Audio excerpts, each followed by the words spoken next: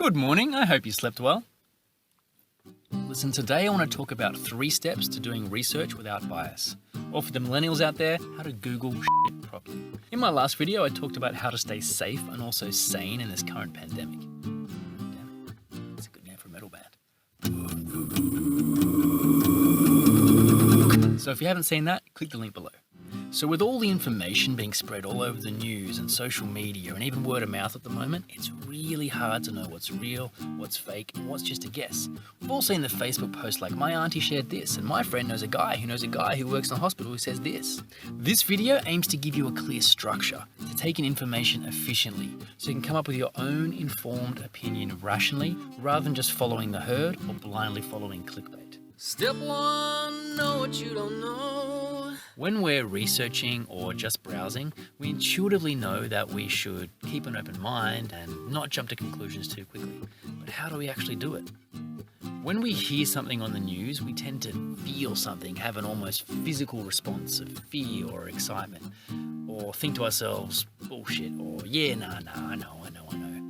This shows that we're making decisions often with emotions or not letting new information in because we think we already know. Instead, a good idea when taking in this information is just to literally say out loud to ourselves, okay, I don't know whether this is right or wrong or what the source is. I'm just going to listen as if I know nothing on the subject and just go with it for now. Step 2, continue down the rabbit hole. Now, keep going. Find other posts, blogs, articles, and ideally, if applicable, scientific journals. The aim here is to find various sources that back up what you just learned. Now have some fun with this, but do try and find material that's verified by people with relevant qualifications, not just clickbaity titles and friends' Facebook posts. Cool.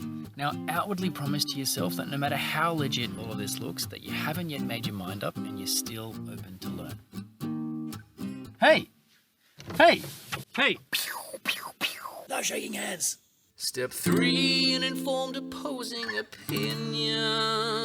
Okay, now that we've dived into quite a few different sources with the same or similar opinion, it's time to change gears and deliberately look for an informed opposing opinion. So pull out. Now, is there any publicly available material that seems credible by people with a different or opposite view from the previous rabbit hole you almost got stuck in? Right, jump on in. And remember, try to find material that's as verified as possible. By now, after going balls deep down both rabbit holes, you're almost certainly more knowledgeable on the subject. Now, take a step back, look at everything logically, and make your decision on where you stand and what your opinion is. To be honest, once you're at step 3, you're probably already there. Congratulations! Now you know your shit. Now the next time someone posts something wonderful on Facebook and begs you to spread it like a bloody virus, you'll know how to do a quick reference check to decide whether you will or won't spread it. Can you imagine how much less crap there would be on the internet if everyone did this before blindly posting? By the way, when you're looking at articles, even scientific journals, always check to see whether they're sponsored. Do you really think that an article on the effects of sugar in the body, for example, would be 100% accurate if it was sponsored by a soft drink company? Remember this, guys, using our emotions to make decisions makes a lot of sense if we're in a fight or flight response or about to do a business deal with someone or start dating someone or something like that.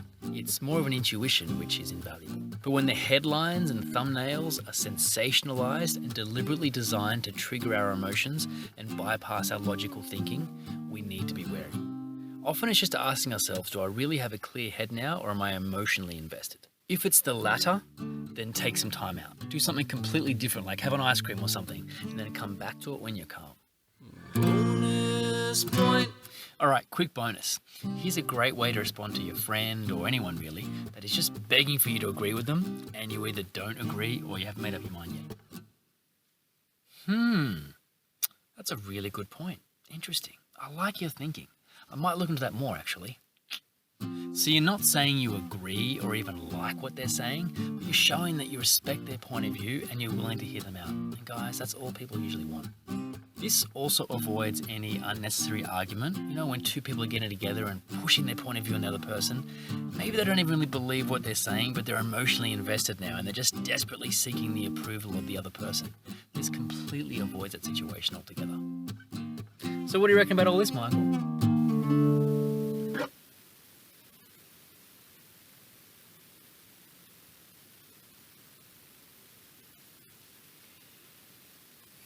You raised some really good points, actually.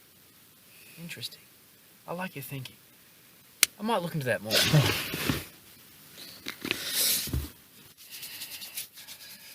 Dude, aren't we too close right now? Well, yeah, but how do you self-isolate from yourself? What?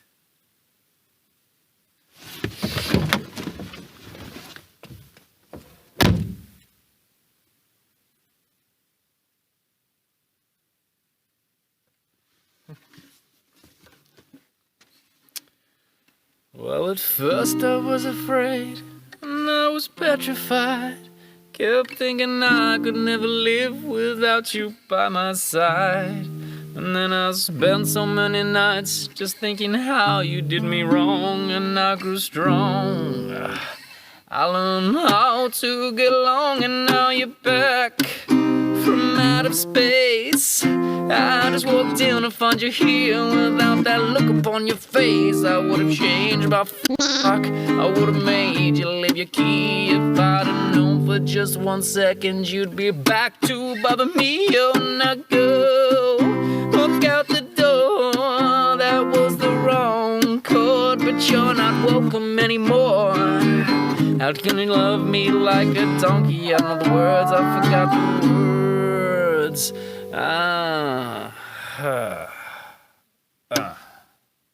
Bye-bye. You'll know how to do a quick reference check, so you can decide whether you will or won't spread it.